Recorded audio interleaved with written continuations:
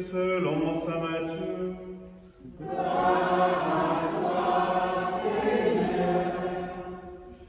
En ce temps-là, Pierre s'approcha de Jésus pour lui demander: Seigneur, lorsque mon frère commettra des fautes contre moi, combien de fois dois-je lui pardonner? Jusqu'à 7 fois? Jésus lui répondit: Je ne te dis pas jusqu'à 7 fois, mais jusqu'à 70 fois 7 fois. Ainsi, le royaume des cieux est comparable à un roi qui voulut régler ses comptes avec ses serviteurs. Il commençait, quand on lui amena quelqu'un qui lui devait 10 000 talents, c'est-à-dire 60 millions de pièces d'argent. Comme cet homme n'avait pas de quoi rembourser, le maître ordonna de le vendre, avec sa femme, ses enfants et tous ses biens, en remboursement de sa dette. Alors, tombant à ses pieds, le serviteur demeurait prosterné et disait: Prends patience envers moi, et je te rembourserai tout. Saisi de compassion, le maître de ce serviteur le laissa partir et lui remit sa dette. Mais en sortant, ce serviteur trouva un de ses compagnons qui lui devait 100 pièces d'argent. Il se jeta sur lui pour l'étrangler en disant: Rembourse ta dette. Alors, tombant à ses pieds, son compagnon le suppliait: Prends patience envers moi, et je te rembourserai. Mais l'autre refusa, et le fit jeter en prison, jusqu'à ce qu'il ait remboursé ce qu'il devait. Ses compagnons, voyant cela, furent profondément attristés, et allèrent raconter à leur maître tout ce qui s'était passé. Alors celui-ci le fit appeler et lui dit: Serviteur mauvais, je t'avais remis toute cette dette parce que tu m'avais supplié. Ne devais-tu pas à ton tour avoir pitié de ton compagnon, comme moi-même j'avais eu pitié de toi? Dans sa colère, son maître le livra au bourreau, jusqu'à ce qu'il eût remboursé tout ce qu'il devait. C'est ainsi que mon Père du ciel vous traitera, si chacun de vous ne pardonne pas à son frère du fond de son cœur. Alléluia, Alléluia, Alléluia, Alléluia, Alléluia, Alléluia.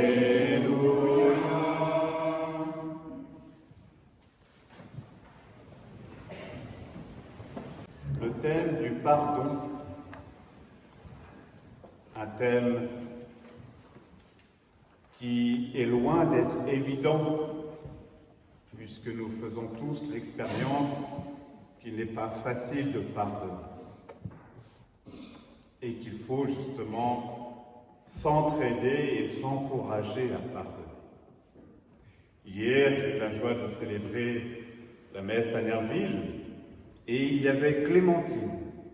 Clémentine, c'est la petite fille de Pascal et Stéphane Moussette, qui a 7 ans, qui n'est pas baptisée, comme son frère, mais qui à 7 ans a demandé à ses parents le baptême, et qui va être baptisé dans notre France, alors qu'ils habitent dans la région de Rouen, mais les grands-parents habitant à Nerville, on va faire ça à Nerville.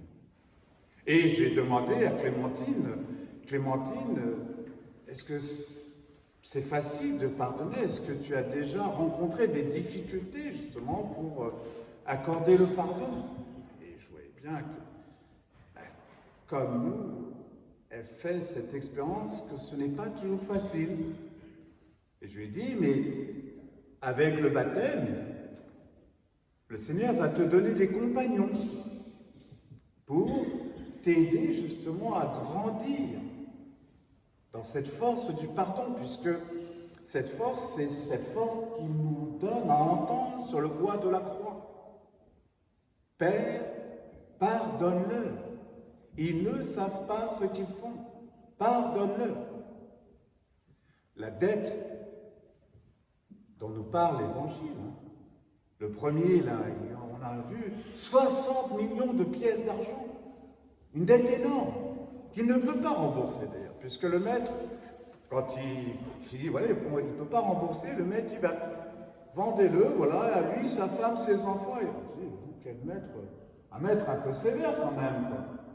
Mais pourtant, on devine bien qui c'est d'ailleurs, ce maître. On devine bien qui c'est.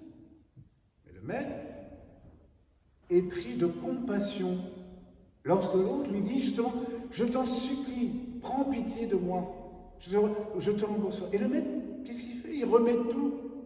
Il remet tout. Il n'y a plus de dette. La dette est effacée. 60 millions de pièces d'argent.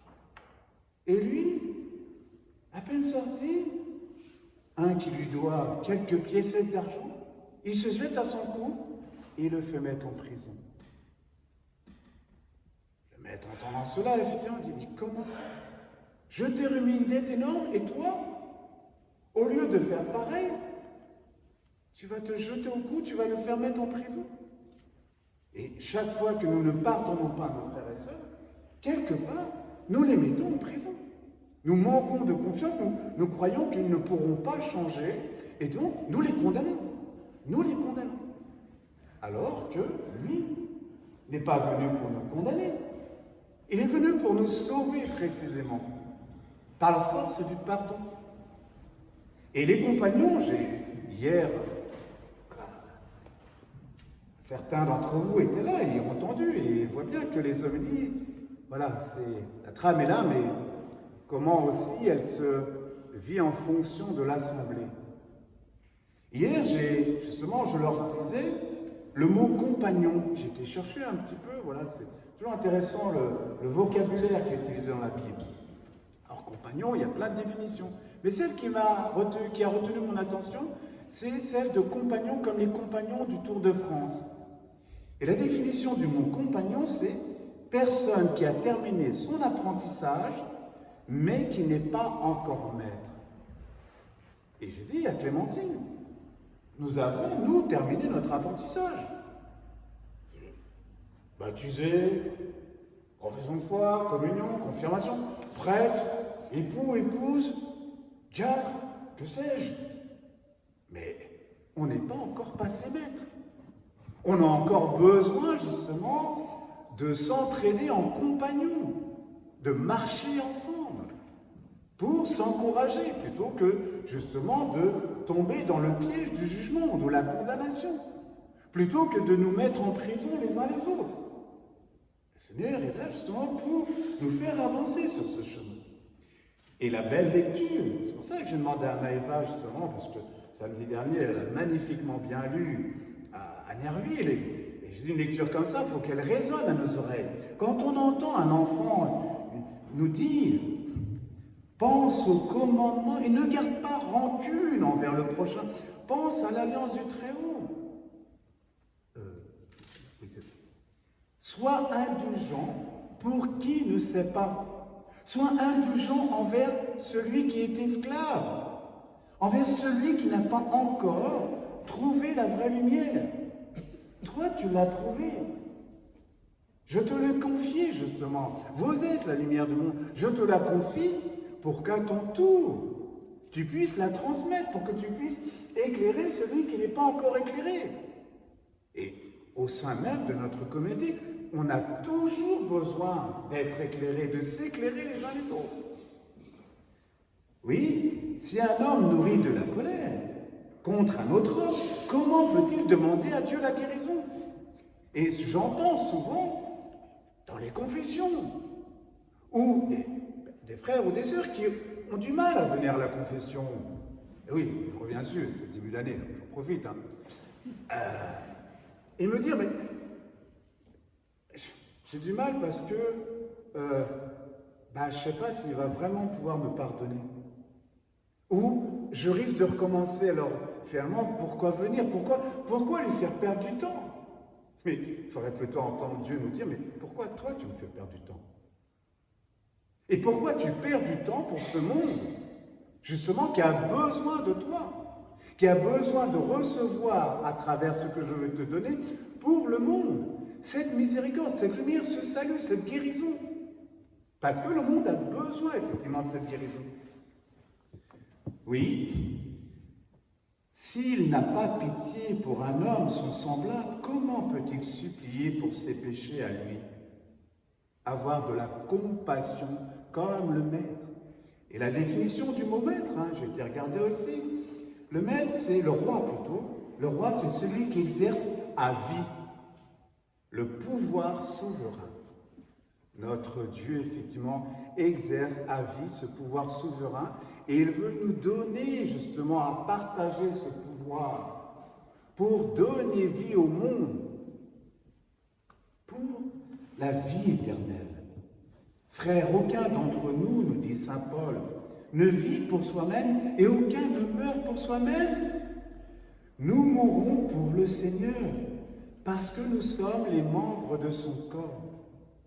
Ce que vous avez fait au plus petit d'entre les miens, c'est à moi que vous l'avez fait. Lorsque nous nous jugeons les uns les autres, lorsque nous nous condamnons, lorsque nous nous crucifions, lorsque le monde se crucifie, c'est chacun de nous devant le bois de la croix et qui montre le Seigneur en disant « Crucifie-le ». Nous sommes là, cette humanité, dans ce corps du Christ. Et nous sommes invités à prendre soin les uns des autres, à nous encourager. Et ce discours, vous me direz, il est un peu ferme au début d'année. Mais peut-être justement, pour progresser. Nous avons entendu dimanche, les dimanches précédents, transformez-vous, laissez-vous renouveler. On est souvent installé en se disant, on est chrétien, on ne fait pas de mal, je n'ai pas tué, j'entends ça souvent, je ne vais pas la bouffer, je n'ai pas tué, je n'ai pas volé, je n'ai pas... Voilà, mais nos autres frères et sœurs, qui volent, qui tuent, est-ce que nous en avons le souci? Donc, venons pour les autres membres du corps, puisque nous sommes du même corps, de la même trempe, de la même patte humaine. Ne démissionnons pas. Et c'est là, ce que vous faites au plus petit d'entre nous, c'est à nous que vous le faites, et vous obtiendrez votre salut. Le salut n'est pas un salut solitaire, c'est un salut solidaire. Nous sommes vraiment responsables de toute cette création que Dieu nous confie. Apprendre à mourir à soi-même, à ses péchés, à tous nos manques d'amour, pour vivre de lui, pour renaître et être renouvelés sans cesse dans son amour. Devenons ces serviteurs de notre humanité en laissant notre Dieu servir cette humanité à travers nous. Oui, prends patience envers moi. Soyons saisis de compassion comme le Maître. Prends patience envers moi. Crois en moi, comme Dieu croit en toi, pour m'apprendre à croire en moi. Si nous avons du mal à croire les uns dans les autres, c'est parce que souvent, nous avons du mal à croire en nous-mêmes. Nous manquons de confiance. Et si Dieu croit en nous, c'est pour nous dire, d'abord, je crois en toi. Même si tout le monde doute de toi, je crois et je croirai toujours en toi pour t'aider à te relever. Et en te relevant, relever ce monde, afin que nous puissions nous entraider. Oui, frères et sœurs, l'entraide est une belle aventure, est une belle vertu pour le salut de tous, pas pour le salut individuel. Dans la foi, nous sommes invités à progresser pour ne pas stagner et ne pas régresser. Ne devenons pas des obstacles au salut de nos frères en les condamnant. Dieu ne nous a pas condamnés, il nous a sauvés. Alors, ayons le souci, les uns des autres, ayons le souci de notre humanité. Amen.